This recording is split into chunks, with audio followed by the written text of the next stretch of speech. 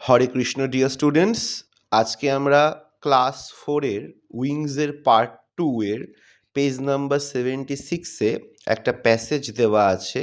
সেই প্যাসেজটি ভালো করে পড়ব এবং তারপরে অ্যাক্টিভিটি 1-এ আছে আনসার দ্য ফলোয়িং কোয়েশ্চেন, সেটিকে আলোচনা করব। অ্যাক্টিভিটি 2-তে আছে complete the following sentences with information from the text, আমরা সেটিও করব। সবার আগে এটিকে ভালো করে করবার জন্য আমাদের প্যাসেজটিকে পরিষ্কার উচ্চারণে ভালো করে পড়তে হবে এবং মানে বুঝতে হবে। আমি যেভাবে পড়ব তোমরা বাড়িতে চেষ্টা করবে এইভাবে রিডিং করবার। এই ভিডিওগুলি দেওয়ার মাধ্যমে মূলত যেটা আমি শেখাতে চাইছি সেটা হচ্ছে রিডিং। ক্লাসরুমে আমি যতক্ষণ পড়াচ্ছি, বাড়িতে এসে রিডিং পড়তে গেলে সঠিক উচ্চারণের জন্য কোনটার কী উচ্চারণ হবে তার জন্য অনেক সমস্যা হয় এবং গাইড করে দেওয়ার মতো পাশে সবসময় কেউ থাকে না। এই ভিডিওটি থাকলে কি হবে, তোমরা যে কোনো সময় ভিডিওটি চালিয়ে শুনে নিজেদের যে রিডিং স্কিল আছে, ইংরাজি পড়বার যে দক্ষতা আছে, সেটিকে চাইলেই বাড়াতে পারো। কেমন? তাহলে চলো এবারে আমরা শুরু করি প্যাসেজটি। Sunil was going to a new school. He did not like the school at all. He was a quiet boy. He never had a fight in his life. There was a bully in his class. He used to beat, take away tiffin, and make the boys do his homework.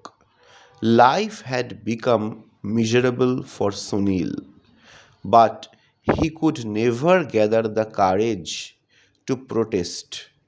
Meanwhile, a new boy came to his class. He started facing the same problem. He cried all day.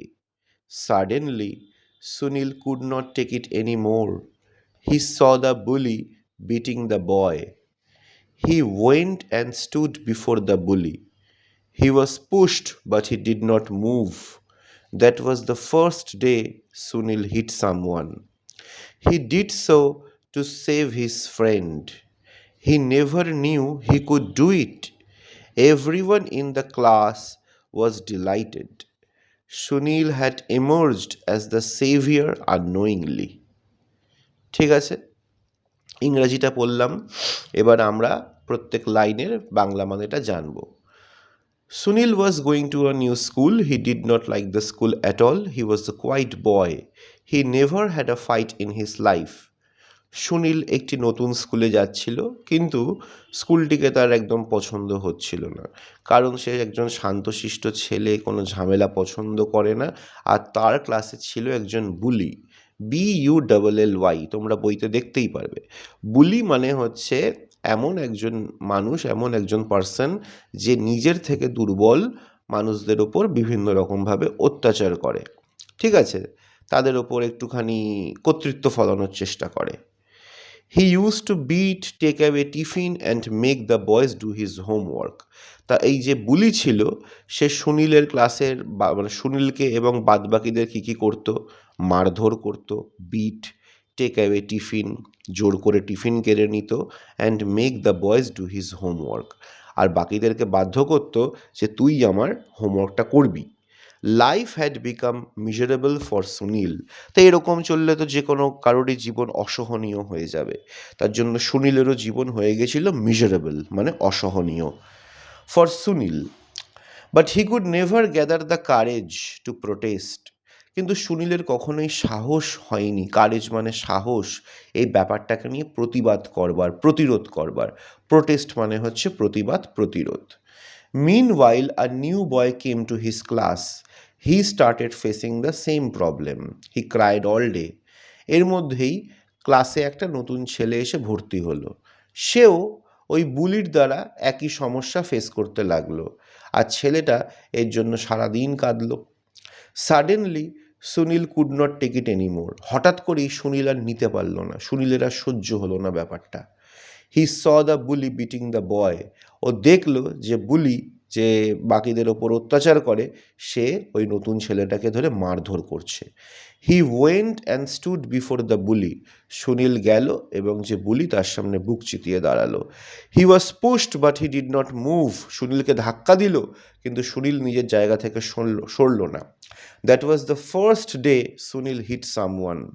ওই দিনই প্রথমবার সুনীল কাউকে একটা মারল। He did so to save his friend. Sunil এটা করল নিজের বন্ধুকে বাঁচানোর জন্য। He never knew he could do it. Sunil কখনো ভাবেইনি যে সুনীল এই কাজ করতে পারে। Everyone in the class was delighted. ক্লাসের প্রত্যেকে ভীষণ খুশি হলো যে সুনীল প্রতিবাদ করছে। Sunil had emerged as the saviour unknowingly. Sunil নিজের অজান্তেই ক্লাসের পরিত্রাতা হিসেবে, রক্ষাকর্তা হিসেবে উঠে এলো। ঠিক আছে, তাহলে এই হচ্ছে আমাদের প্যাসেজটা আমরা পড়লাম, তার বাংলা ইংরাজি মানে আমরা জানলাম। এবারে আমরা তাকাবো অ্যাক্টিভিটি 1-এর দিকে। ভীষণ সহজ কোয়েশ্চেন আনসার। তোমরা আমি যে উত্তরগুলো দিচ্ছি সেগুলো ভালো করে শুনবে, আর যে শব্দগুলো ব্যবহার করেছি প্রত্যেকটা শব্দের কিন্তু বানান, স্পেলিং তোমরা এই টেক্সটের মধ্যেই পেয়ে যাবে, যে টেক্সট আমি পড়ালাম। তাহলে চলো প্রথম কোয়েশ্চেনটা কি এবং তার উত্তরটা কি আমরা দেখে নিই। Why did Sunil not want to go to school? কেন সুনীল স্কুলে যেতে চাইতো না? সুনীল ডিড নট, দেখো বইতে এইটুকু বলেই দিয়েছে। তারপরে আমরা কি লিখছি? Want to go to school, মানে আমি প্রথম থেকেই ভালো করে পড়ে দিচ্ছি। Sunil did not want to go to school because he was a quiet boy and there was a bully in his class. সুনীলের স্কুলে যেতে ভাল লাগতো না কারণ সে খুব শান্তশিষ্ট ছিল আর তার ক্লাসে একটা বুলি, গায়ের জোর ফলানো ব্যক্তি ছিল। What did the bully do? ওই বুলিটা কি করতো? The bully used to beat, take away tiffin and make the boys do his homework. এটা বইতেই বলা আছে, দেখো তোমরা ইজিলি পেয়ে যাবে। 3টে কাজ করতো, মারধর করতো, টিফিন কেড়ে নিত, আর কি করতো, আর বাকিদেরকে দিয়ে ও নিজের হোমওয়ার্কটা করাতো। What did Sunil do to help the new boy? Sunil নতুন ছেলেটাকে সাহায্য করার জন্য কি করলো? In order to help the new boy Sunil went and stood before the bully and hit him. নতুন ছেলেটিকে বাঁচানোর জন্য সুনীল গেল এবং যে বুলি, যে অত্যাচার করে, তার সামনে বুক চিতিয়ে দাঁড়ালো। একটা ধাক্কা খেলো কিন্তু নিজের জায়গা থেকে সরে এলো না এবং সুনীল তাকে পাল্টা মারল। তাহলে হয়ে গেল। এবারে আমরা আসবো অ্যাক্টিভিটি 2-তে। অ্যাক্টিভিটি 2ও ভীষণ সহজ। দেখো কি বলছে, প্রথম যেটা এ, সুনীল নেভার হ্যাড বলে ড্যাশ দিয়ে দিয়েছে। ড্যাশের মধ্যে কি বসাবো আমরা? A fight in his life. তাহলে এর উত্তর কি হলো? Sunil never had a fight in his life. B, the new boy, তারপরে ড্যাশ দিয়ে দিয়েছে। ড্যাশে কি বসবে? Faced the same problem with the bully. তাহলে কমপ্লিট আনসার কি হলো? The new boy faced the same problem with the bully. এবারে আসবো আমরা সিতে। That was the first day Sunil hit someone. তাহলে সি এর উত্তর কি হলো? That was the first day Sunil hit someone. D, Sunil had emerged বলে ড্যাশ দিয়ে দিয়েছে। দেখো একদম লাস্ট লাইনে আমরা চলে আসি টেক্সটের। Sunil had emerged as the saviour unknowingly. Saviour এবং আননোয়িংলি দুটো বানানই কিন্তু বইয়ের টেক্সটে আমরা পেয়ে যাব।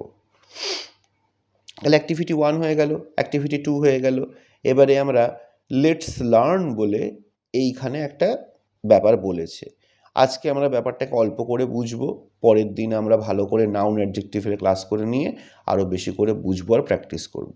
আজকে বুঝবার মতো আর দু একটা আছে কোয়েশ্চেন, সেটা সলভ করার মতো আমরা দেখি। তার আগে সবার আগে দেখো নীল কালি দিয়ে লেখা আছে লেটস লার্ন, তারপরে ইংরেজিতে একটা কথা লেখা আছে। এই ইংরেজিতে কথাগুলো পড়ে আমাদের মানে বুঝতে হবে।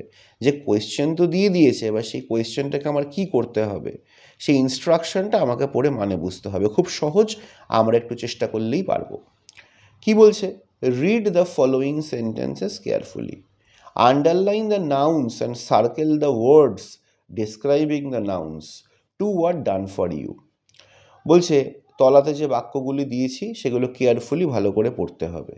Underline the nouns and circle the words describing the nouns. আমাদের যেটা নাউন, বিশেষ্য, নামবাচক, তাকে আন্ডারলাইন করতে হবে। আর মানে নামকে নিয়ে যেটা বলা হচ্ছে মানে অ্যাডজেক্টিভ, গুণাগুণ, দোষ, সেইটাকে কি করতে হবে, সেইটাকে আমাদের সার্কেল করতে হবে। দেখো hockey is a popular game, hockey আর গেম দুটো নাউন, একটা প্রপার নাউন একটা কমন নাউন, এই দুটোই দেখো আন্ডারলাইন হয়েছে। আর পপুলার কি, তার বিশেষণ, তার অ্যাডজেক্টিভ, এইটাকে আমরা সার্কেল করেছি। আরও একটা উদাহরণ দিয়ে দিয়েছে বইতে, সৌরভ গাঙ্গুলি, প্রপার নাউন, নাম, underline, is one of the famous sports persons in India. Famous মানে বিখ্যাত, মানে এটা একটা গুণ, কোয়ালিটি, সেটাকে দেখো কি করেছে, সার্কেল করেছে। আর স্পোর্টস পারসনস মানে এটা কি, মানে এটা হচ্ছে কমন নাউন, ক্রীড়া ব্যক্তিত্ব, এটাকে আন্ডারলাইন করেছে। এবারে দেখো 3 নম্বরে কি বলেছে, Ruby is a ton girl.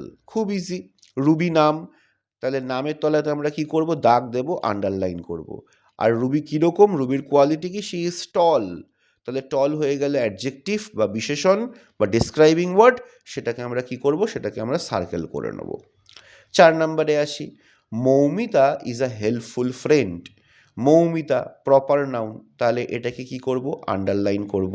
R helpful, helpful মানে সাহায্যকারী, এটা অ্যাডজেক্টিভ হয়ে গেল, বিশেষণ হয়ে গেল, এটাকে আমরা সার্কেল করব। She is a kind mother, kind হচ্ছে অ্যাডজেক্টিভ, সেটাকে আমরা সার্কেল করব। আর মাদার হচ্ছে কমন নাউন, সেটাকে আমরা আন্ডারলাইন করব। ঠিক আছে, তাহলে আমাদের পেজ নাম্বার 76 আর 77 কমপ্লিট হয়ে গেল। আমি পেজ নাম্বার 74 75 করালাম না, এটা তোমরা বাড়িতে নিজে করবে, এটা ভীষণই সহজ, এটা নিয়ে আমার ভিডিও করবার কোনো দরকার আছে বলে মনে হয় না। আমাদের পরের ক্লাসে আমরা পেজ নাম্বার 78 79 করব। তাহলে আজকে এত অবধি থাকলো। হরে কৃষ্ণ।